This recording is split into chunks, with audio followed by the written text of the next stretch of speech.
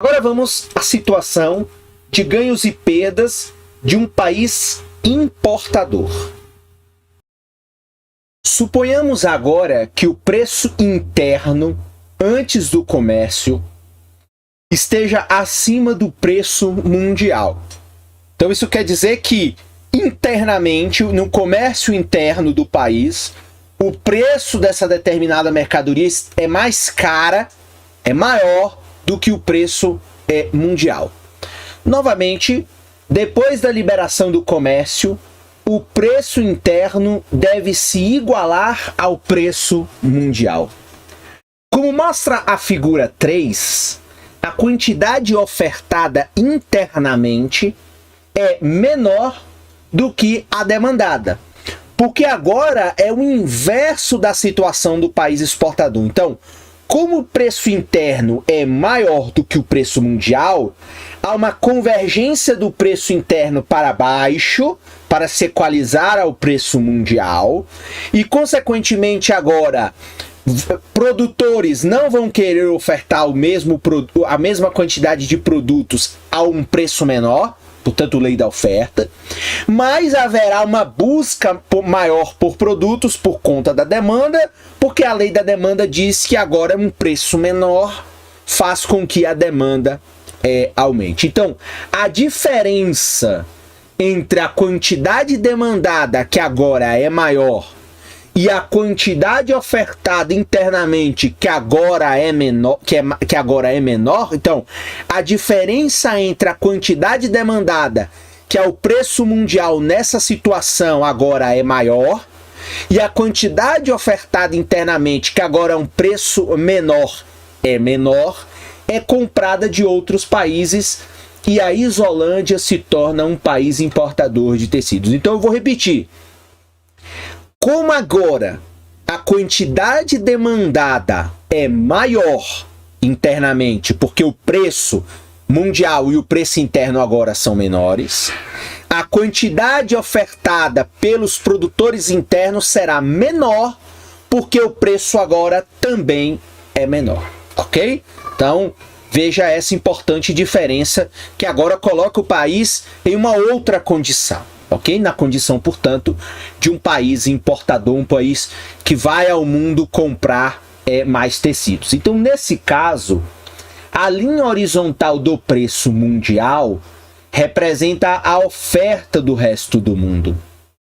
Essa curva de oferta é perfeitamente elástica, porque a Isolândia é uma economia pequena e, assim sendo, pode comprar quanto tecido quiser ao preço mundial. Vejamos agora os ganhos e as perdas decorrentes da liberação do comércio. Novamente, nem todos se beneficiam. Então, mais uma vez, nem todos se beneficiam. Quando o comércio força os preços para baixo, então veja, quando o comércio internacional força os preços para baixo, os consumidores internos ficam em melhor situação. Eles podem agora comprar tecidos a um preço mais baixo. E os produtores internos ficam em pior situação. Eles agora têm de vender tecidos a um preço menor. As mudanças nos excedentes do consumidor e do produtor medem os ganhos e as perdas.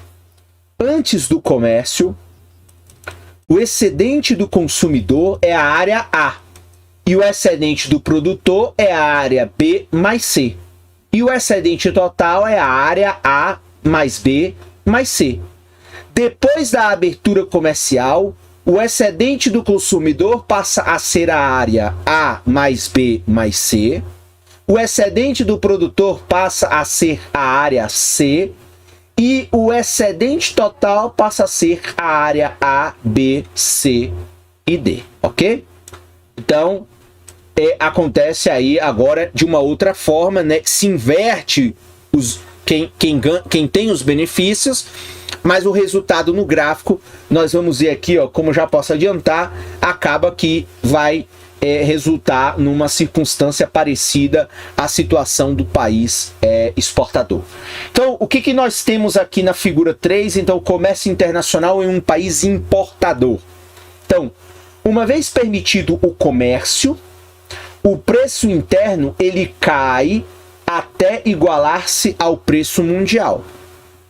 A curva de oferta mostra o montante produzido internamente e a curva de demanda mostra o montante consumido internamente. Então veja, curva de oferta mostra o montante produzido internamente e a curva de demanda mostra o montante consumido internamente.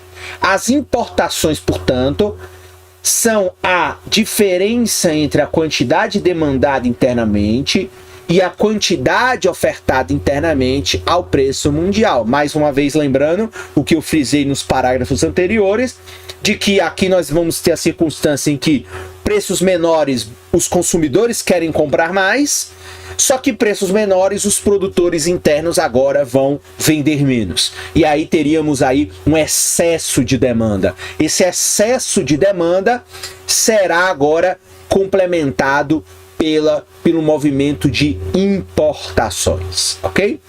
Os compradores se beneficiam, o excedente do comprador sobe de A para A mais B mais D, mas os vendedores são prejudicados, o excedente do produtor cai de B mais C para C. O excedente total aumenta em valor equivalente à área D, o que indica, portanto, que o comércio melhora o bem-estar econômico do país como um todo. Então veja, aqui é o inverso, o país vira importador, mas os benefícios também, eles são claros. Então o que nós temos aqui? Antes do comércio, depois do comércio e a troca que acontece. Então, antes do comércio, o excedente do consumidor é só A. Então aqui no gráfico, o excedente do consumidor é somente o espaço A, em que está acima do preço de equilíbrio, né, antes do comércio. Então, curva de oferta, curva de demanda, preço de equilíbrio. Então, o excedente do consumidor é o que está acima do preço de equilíbrio e abaixo da curva de demanda. E o excedente do produtor era o B mais C. Então, o espaço B mais o espaço C. Então, espaço B mais espaço C é aqui o excedente do produtor antes do comércio, tudo que está abaixo do preço de equilíbrio, mas que está acima da curva de oferta. E o excedente total, somatório A mais B mais C.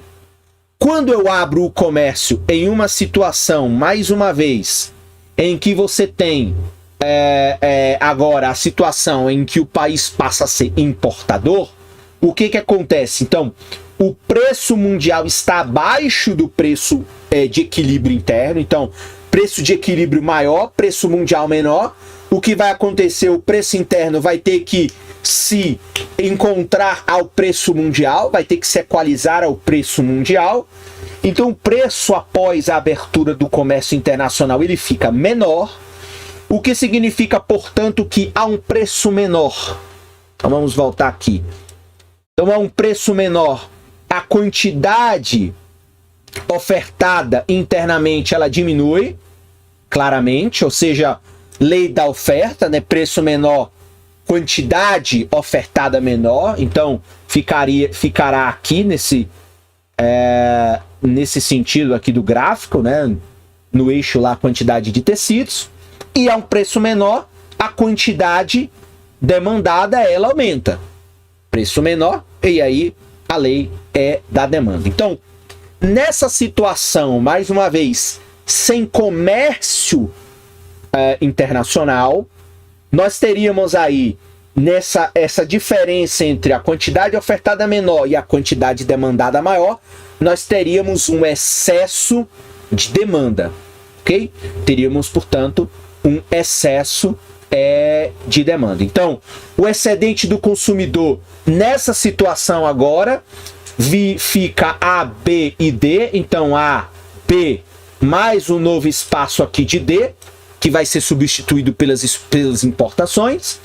O excedente do produtor diminui para C, mas o excedente total aumenta A mais B mais C mais D. Então, como o preço agora está no preço mundial abaixo, né, abaixo do preço mundial e acima da curva de oferta, então fica o excedente do produtor, ele fica só esse espacinho pequeno, mas em compensação o excedente do consumidor, ele vai ser a área A, né, que já era originalmente, soma-se a área B mais a área D, que seria um excedente de demanda em uma economia fechada, mas ao se abrir, você traz, portanto, a oferta externa para atender a esta demanda interna. Então aqui você tem a troca de B mais D, aqui menos B, e no excedente total você acrescenta D, o que resulta, portanto, em que a área D mostra o aumento no excedente total e representa, portanto, mais uma vez, os ganhos do comércio. Então, nas duas situações, país importador ou país exportador, o que a teoria está mostrando é que o comércio internacional gera ganhos, gera mais bem-estar econômico do que se o país fosse, ele fosse um país fechado, sem comércio. Então, a primeira consideração ao se observar estes dois gráficos, se você tiver dúvida, volta o vídeo, assiste ganhos e perdas de um país exportador, ganhos e perdas de um país importador, e faz uma análise aí nas suas anotações para você colocar os dois gráficos e verificar que nas duas situações nós temos, portanto, a situação de que você tem ganhos de bem-estar por conta do comércio internacional, ok? Esses cálculos de bem-estar mostram quem ganha e mostram quem perde com o comércio de um país importador. Os compradores se beneficiam porque há um aumento do excedente do consumidor equivalente à área B mais D. Os vendedores se veem em pior situação porque o excedente do produtor cai o equivalente à área B. E os ganhos dos compradores superam as perdas dos vendedores e o aumento do excedente total é dado pela área D. Essa análise de um país importador leva a duas conclusões paralelas àquelas sobre um país exportador. Então veja, quando um país permite que o comércio e se torna importador de um bem, os consumidores internos deste bem ficam em melhor situação e os produtores internos desse bem são prejudicados. O comércio aumenta o bem-estar econômico de uma nação na medida em que os ganhos dos que se beneficiam do comércio superam as perdas daqueles que são prejudicados por ele. Então, tendo concluído nossa análise do comércio, podemos entender melhor um dos 10 princípios de economia do capítulo 1. O comércio pode melhorar a situação de todos. Então, esta seção deste capítulo 9 confirma aquilo que foi apresentado lá pelo Menkil no capítulo 1, de que o comércio internacional, ele pode melhorar a situação de todos. Então veja, se a Isolândia abrir seu mercado de tecidos para o comércio internacional, essa mudança vai criar vai criar vencedores e perdedores, independentemente de o país vir a ser importador ou exportador de tecidos. Mas seja qual for o caso, os ganhos dos que se beneficiam do comércio superam as perdas dos que são prejudicados, de modo que os que são beneficiados podem compensar as perdas dos prejudicados e ainda assim ficar em melhor situação que antes. Então, aquilo que a gente falou anteriormente. Então, tanto na situação de país exportador como a situação de país importador, este país, ao abrir o comércio, ele ficará em uma melhor situação. Nesse sentido, o comércio pode deixar todos em situação melhor. Mas qual será? Mas será que a situação de todos vai melhorar? Provavelmente não. Na prática, a compensação para os perdedores no comércio internacional é rara. Então, é preciso se aceitar que a abertura comercial vai produzir efeitos colaterais. E aqui o Menkil deixou claro que, em geral, a compensação para os perdedores no comércio internacional ela não existe. Na ausência de compensação, a abertura de uma economia para o comércio internacional é uma política que aumenta o tamanho do bolo econômico, embora talvez deixe alguns dos participantes da economia com uma fatia menor. Agora, podemos entender por que o debate sobre a política comercial é tão controvertido. Sempre que uma política cria ganhadores e perdedores, há a possibilidade de uma batalha política. Então isso aí já é um cenário natural. Ou seja, dado que você tem uma situação em que produzirá ganhadores e perdedores, você terá disputas políticas em torno daquele fenômeno econômico, daquele fenômeno que está acontecendo. Os países, por vezes, deixam de gozar dos benefícios do comércio simplesmente porque os perdedores têm mais força política do que os ganhadores.